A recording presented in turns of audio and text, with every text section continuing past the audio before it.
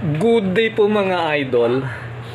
Ito po yung sample na ginagaya natin na water pump blade. May sukat po ito mga idol.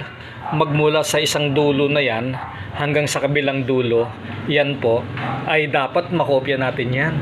At yun ang nakopya natin mga idol. Kung ano yung sukat ng sample, magmula dyan sa dulo na yan hanggang dyan sa kabilang dulo na yan, ay nakopya natin 0-0. Pagkatapos, kung ano ang distansya po niyan, yung mismong sa blade, ay nakopya po rin natin yan, 0-0 din. Kung ano po yung distansya niyan, ay yun din po ang naging distansya natin dito sa ating ginawa, 0-0 din po. At saka nakopya po natin yan. Meron din pong guide para sa housing, at kabilaan po yan, may guide sa housing. Meron din po yung gawa natin, may guide at saka meron din pong guide sa kabila.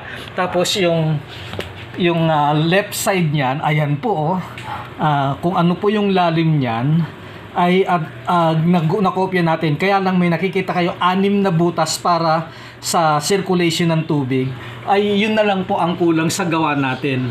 Ayan po. At saka kung mapapansin nyo, finish po ang bore nito. Ay ipipinis na lang po natin ang bore niyan. Kaya ipipinis na lang natin ang bore. Tapos na po. Ayan po. Sa kabilang side ay nagaya rin po natin yan. Kung ano po yung style ng mga blade niyan sa loob, ay ganyan-ganyan din po yung gawa natin. Ayan po. Ayan. Nagaya po natin yung style ng blade.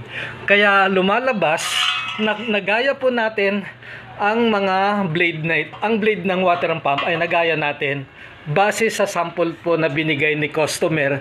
Ayan po, ayan na po, ayan na. Tapos na po. Isang salang na lang po sa torno ito. Ay tapos na po. Bibigay na po natin dito sa kay customer. Yun lang po. Salamat. Bye-bye.